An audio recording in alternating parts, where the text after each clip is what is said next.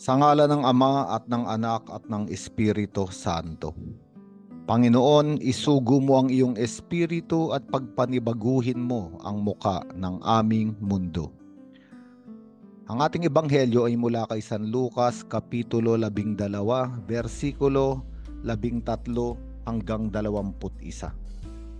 At ang ebanghelyong ito ay patungkol sa kasakiman sa kayamanan.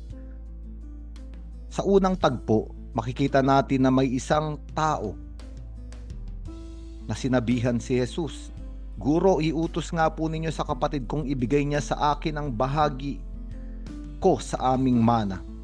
Sabihin ni Jesucristo, "Sino ang naglagay sa akin bilang tagapaghati ng inyong mana?"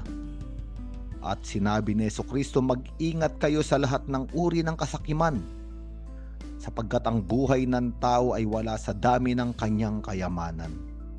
At totoo nga, kung ating titignan itong lalaki na isinigaw sa harapan ng napakaraming tao, na kinuha ng kanyang kapatid ang kanyang mana, ay isang tao ring alipin sa kayamanan, sapagkat kaya niyang pahiyain, sirain ang katauhan ng kanyang kapatid dahil lamang sa kayamanan.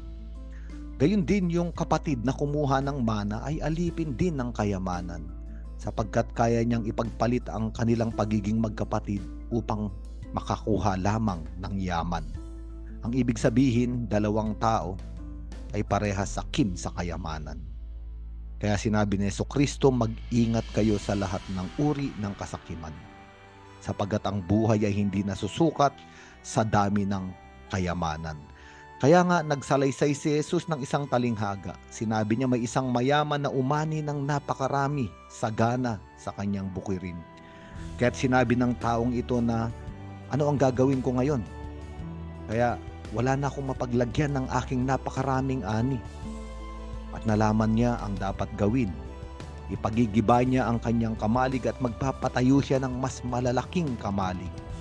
Doon niya ilalagay ang kanyang ani at lahat ng kanyang ari-arian.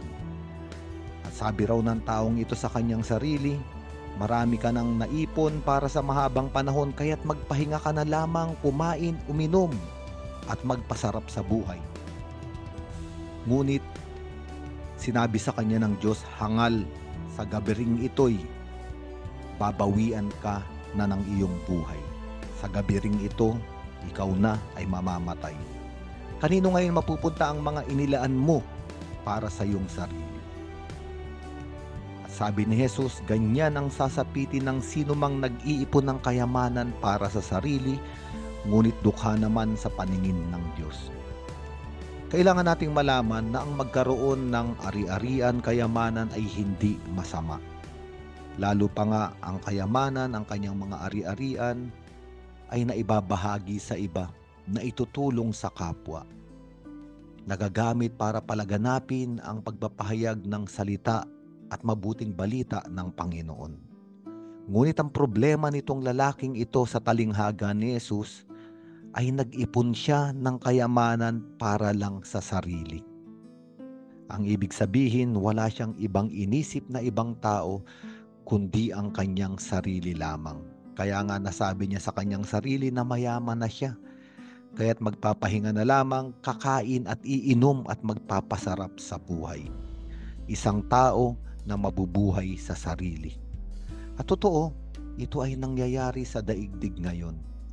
Maraming tao na sinusukat ang halaga o kahulugan ng buhay sa kung magkanong kayamanan mayroon siya. Na para bang ang buhay ay walang kahulugan kapag wala siyang yaman, at ang buhay ay masaya at maligaya kapag marami siyang kayamanan. Kapag sinukat na ng tao ang kanyang buhay ayon sa kayamanan, dito na napapahamak ang tao. Sapagkat sinabi ni Jesucristo malinaw sa ebanghelyong ito, ang buhay ng tao ay hindi nasusukat sa kanyang kayamanan. Kaya nga itong mabuting balita na ito ay pagpapaalaala sa ating lahat. Sapagkat kung magpapagal ang tao, kung tayo ay magpapakapagod, ibubuhos natin ang ating lakas, ang ating buhay, ang ating oras, ang ating panahon para magkamal ng kayamanan. Wala nang oras magpahinga. Wala nang oras makipag-ugnayan sa pamilya, sa asawa, sa mga anak. Wala nang oras pumunta sa kaibigan. Wala nang oras, wala nang panahon para sumamba pa sa Panginoon. Pumunta sa simbahan at magsimba. Wala nang oras sapagkat ipinagpalit na lahat ng ito sa paghahabol sa kayamanan. Ito ang sinasabi sa talinghagang ito. Pagkatapos makapag-ipon, pagkatapos magkaroon ng limpak-limpak na kayamanan, hindi maaaring sabihin ng tao na pwede na siyang magpahinga at magpakaligaya habang buhay. Kasi anumang oras ay maaaring bawiin ng Diyos ang buhay ng tao. Kaya nga, saan mapupunta? Sino ang tatanggap ng kayamanang pinag-ipunan dito sa daigdig? Ang kadalasan pang nangyayari, ang kayamanan pa ang nagiging dahilan ng away-away sa pamilya. Mga mana, mga magkakapatid sa dugo at laman na kayang wasakin, sirain, kahit napatahin pa ang bawat isa dahil sa kayamanan. At ito yung pinag-uusapan sa ebanghelyong ito. Dalawang magkapatid na kayang sirain ng isa't isa dahil sa mana.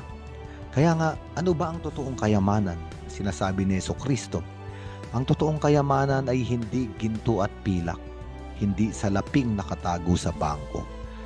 Ang totoong yaman at kayamanan ng tao ay ang kanyang ugnayan ng pag-ibig sa kanyang kapwa at sa Diyos. Ang totoong yaman ng tao ay kapag naibabahagi niya na ang kanyang buhay, ang kanyang ari-arian sa mga tao na nasa paligid niya. Ibinibigay niya ang kanyang panahon sa kanyang asawa, sa kanyang mga anak. Ibinibigay niya ang kanyang oras sa simbahan, sa paglilingkod sa Diyos. Ibinibigay niya ito. At ito ang totoong yaman. Ang problema ng tao dito sa ebanghelyong ito, nag-ipon siya ng kayamanan para lamang sa kanyang sarili. Ang ibig sabihin, nabuhay lamang siya para sa kanyang sarili. Hindi ito totoong kayamanan. Ang totoong kayamanan ay isang tao na kayang ibahagi ang kanyang sarili, ang kanyang buhay, ang kanyang kakayanan, at kanyang mga ari-arian sa kapwa at sa Panginoon. Sa ngalan ng Ama at ng Anak at ng Espiritu Santo.